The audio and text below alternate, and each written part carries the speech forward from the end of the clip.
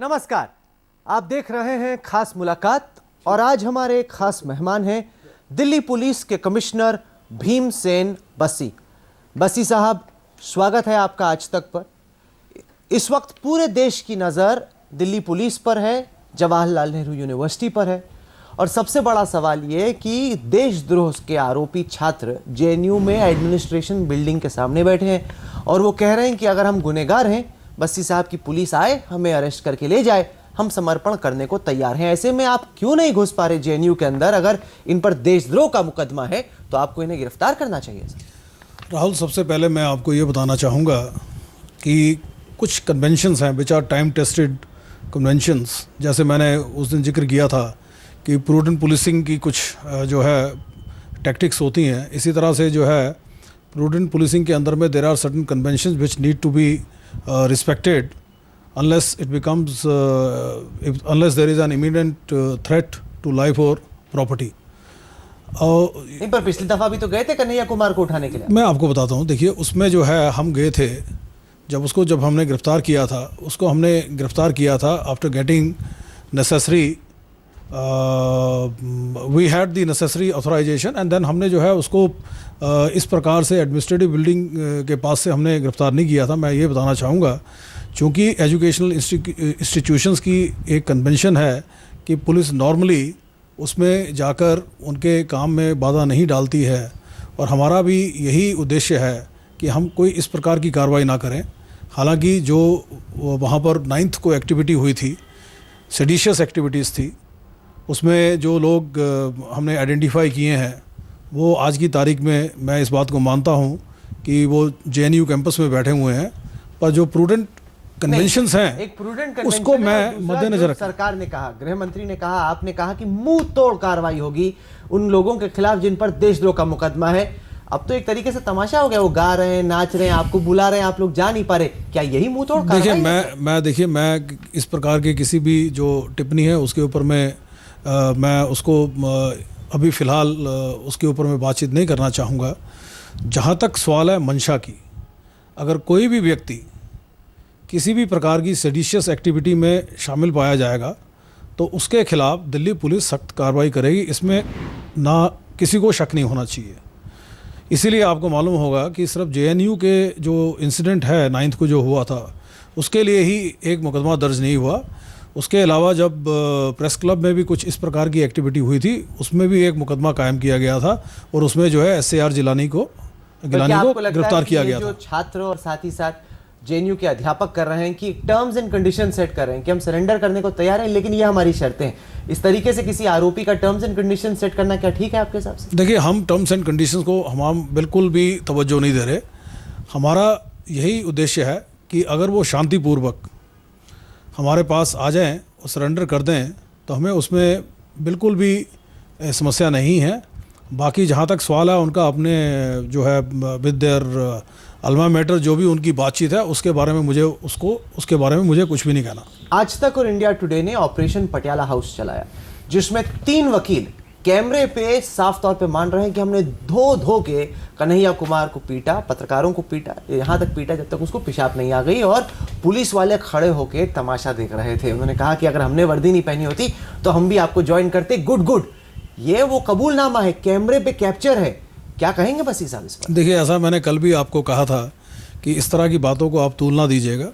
Delhi police जो है merit पे काम करती है और जहाँ तक मेरे ऑफिसर्स जो उस मौके पे प्रेजेंट थे उन्होंने बताया है कि इस प्रकार की कोई भी बदतमीजी कन्हैया के साथ में नहीं हुई थी। और मैं तो ये कहूँगा कि जो बात करने का उनका लहजा था और जिस प्रकार से उन्होंने बातचीत की है, मेरे ख्याल में जिस प्रकार की स्टेटमेंट कन्हैया ने even national human rights commission की जो कमीशन उसको प्रिजन में मिलने गया था, इस प्रकार की बात उसने उस कमीशन को भी नहीं बताई है। जो इन्वेस्टिगेटिंग टीम उसको जेल में मिल के आए थे उसको भी उसने इस प्रकार की बातें नहीं बताई। हालांकि उसने ज़रूर क्लेम किया है कि उसको पीटा गया। कि जिस प्रकार से बढ़ा चढ़ाकर उन वकीलों ने in the sting operation claim किया है, तो मैं ये कहूँगा कि आप उसको जो है बिल्कुल नज़रअंदाज कीजिएगा। इस प्रकार की जो बात है जिसका कोई जिसका रियलिटी के साथ में कोई संबंध नहीं है, उसको मैं उसके ऊपर में कोई कमेंट नहीं करना पर इस चाहूँगा। बात को कैसे नजरअंदाज किया जा सकता है कि इन वकीलों के खिलाफ आपने बहुत मामूली से चार्ज लगाए हैं, जो साधारण तौर पर बेल जिनमें मिल जाती है, जो ऐसी धारणा है, क्योंकि जब भी कोई कस्टडी में पिटता है तो बड़ी संगीन आरोप है और बहुत गंभीर धारणाएं लगाई जा सकती हैं। आप पिनल कोड की सेक्शन 351, 332, 225, 228, जिसमें कुछ में तो 10 साल तक की सजा ऐसी धाराएं लगा सकते थे। आपने बल्कि ऐसी धाराएं लगाई हैं जिससे साधारण तौर पे बेल मिल जाती है, तो मंशा पर सवाल खड़ा होता है सर। देखिए, मंशा पे किसी को भी शक नहीं होना चाहिए। जो इंसिडेंट हुआ, उस इंसिडेंट को मद्देनज़र रखकर जो भी एक उसमें ऑफेंस बनती थी, उस ऑफेंस के तहत जो है केसेस को दर्ज किया गया है। बाकी जो आपने अभी सेक्शन मेंशन किए हैं वो अनफॉर्चुनेटली हमारी समझ में बिल्कुल भी नहीं इस केस में एप्लीकेबल हैं।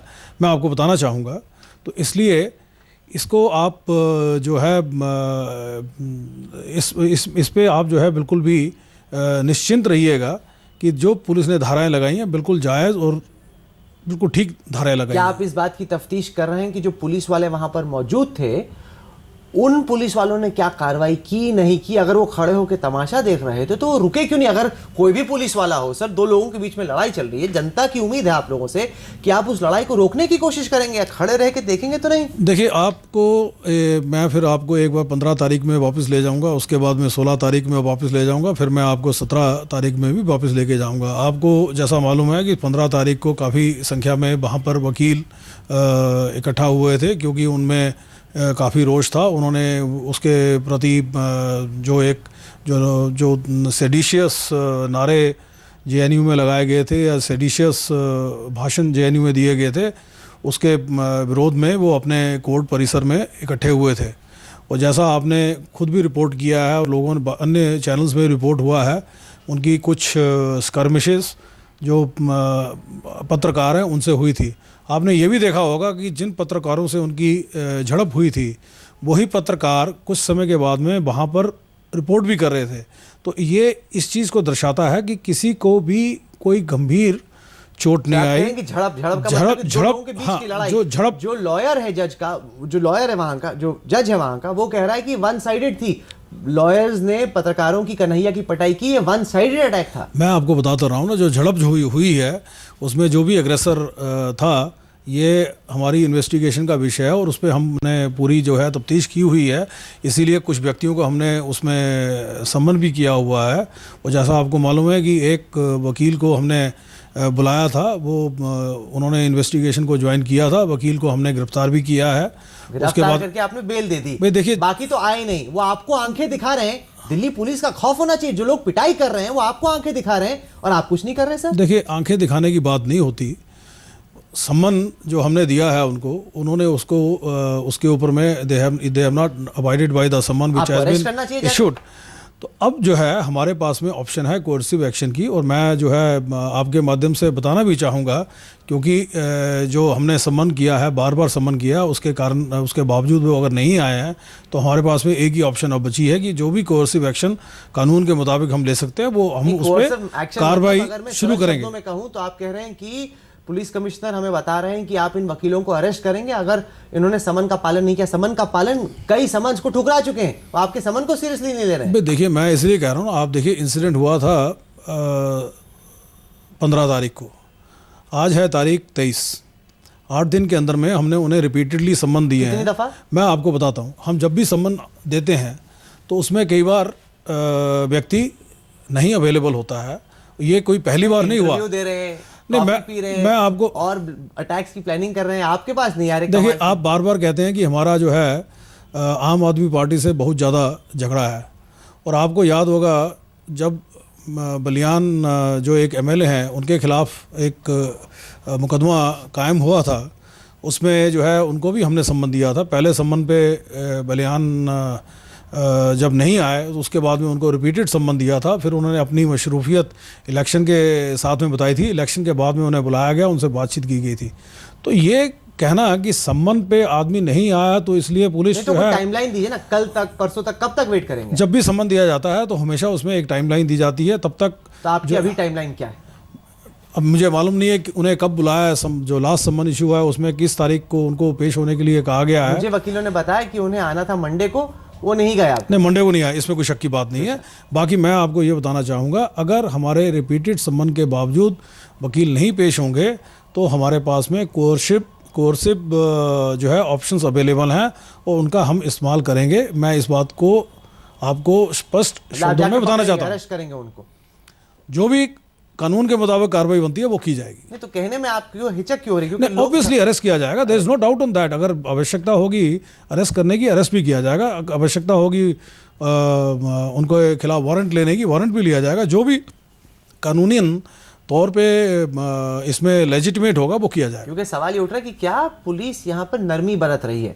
जिस तरीके से एक केस में मुंह तोड़ जवाब की बात है, दूसरे में मुंह टूटे हैं लोगों के, लेकिन कोई जवाब नहीं। देखिए, हमने जो है, मैं आपको ये बताना चाहूँगा, क्योंकि देखिए जब असर्शन की जाती है मेरे द्वारा, तो उसमें मैंने कहा होगा, मैं आई कैन एश्योर यू, आप अगर पुरानी टेप्स अपनी चला के देखेंगे, हम जो है we are an instrumentality of rule of law. तो हमारा हर एक्शन जो है कानून के मुताबिक होता है। अब वो उसमें मैं ये नहीं कहूँगा कि मुंह तोड़। हाँ, कानून के मुताबिक कोर्सिव एक्शन मेरा दो तरह का हो सकता है, मैं गिरफ्तार भी कर सकता हूँ, वारंट भी ले सकता हूँ। अब मैं दोनों ऑप्शंस को इवेल्युएट करके, रादर इन्वेस्टिगेटिंग ऑफिसर जो मेरा है वो इवेल्युएट करेगा। अगर उन्हें मेरी गाइडेंस की आवश्यकता होगी, definitely they are welcome to come to me and take my guidance. वरना इन दोनों ऑप्शंस के बीच में इवेल्युएट करके investigating officer will take the call. Police वालों के रोल की भी आप तहकीकात करवा रहे हैं जो वहाँ पे खड़े थे उस वक्त? देखिए, ऐसा है कि वो उसके बारे में जो है, सिंस जैसा आपको मालूम ही होगा, वो मामला सब जुडिस है, इसलिए उसके ऊपर कुछ ज़्यादा मेरा कहना ठीक नहीं रहेगा। देशद्रोह के कानून पे बहुत बड़ी बहस छिड़ रही है और कई लोग टीवी चैनलों पे आए, उन्होंने कहा कि ये अंग्रेज़ों के ज़माने का कानून है और अभिव्यक्ति की आज़ादी, फ्रीडम ऑफ स्पीच हिंदुस्तान में सब लोगों के पास है और ऐसे में हिंदुस्तान को, नए हिंदुस्तान को देशद्रोह के कानून की ज़रूरत ही नहीं। आपके पास कई और ऐसे कानून हैं जिसके तहत आतंकवादियों के खिलाफ, औरों के खिलाफ आप कार्रवाई कर सकते हैं। महज कुछ कहने वालों के खिलाफ कुछ करने की ज़रूरत है नहीं। वो चाहते हैं कि देशद्रोह का कानून ख़त्म हो। आप क्या कहें? देखिए, ये वैसे तो जो इशू है, ये एक decision has to be taken by the legislature, पर ये कहना कि ये बहुत पुराना कानून है और इसलिए ये कानून जो है अब नकारा हो चुका है, ये मेरे ख्याल में सरासर गलत है। मैं आपको बताना चाहूँगा कि जो इंडियन पीनल कोड है, ये 1860 में बना था। उसमें सिर्फ सेक्शन ये 124A या इस प्रकार के सेक्शन ही बने थे। शायद 124A बाद में ऐड हुआ था, थोड़े कुछ चंद सालों के बाद में। 302 भी जो है वो भी 1860 का सेक्शन है, जो मर्डर का सेक्शन है। चोरी का 379 ये भी पुराना सेक्शन है। तो फिर तो इस लॉजिक को अगर हम एक्सेप्ट करें कि कोई चीज़ पुरानी है तो इसलिए वो नकारा हो गई है, ये सरासर गलत है। मेरी गुजारिश ये है, देखिए ऐसा है, पुरानी चीज़, ओल्ड इज़ गोल्ड भी कहा जाता है, कि इससे time tested provision of the law. देखिए, मुझे ये बताइएगा, भारत एक विशाल देश है। It is governed by the constitution which was given to us in the year 1950 by the framers of the constitution. Now इस कॉन्स्टिट्यूशन की हमें अगर रक्षा करनी है, हमें देश की अखंडता की रक्षा करनी है, देश की अगर हमें सुरक्षा करनी है, तो उसके लिए हमें इस प्रकार के कानून भी रखने होंगे कि जो कोई अभिव्यक्ति जो देश की इंटेग्रिटी को, देश की जो सुरक्षा है उसको अगर खतरा पैदा करता है। श्रीनगर के पास पंपोर में आतंकवादियों के साथ शनिवार से जो मुठभेड़ चली आ रही थी, उसमें 2 आतंकवादियों को मार गिराया गया है। सीधे अशरफ वानी के पास लिए चलते हैं। अशरफ, क्या अभी और आतंकवादी हैं या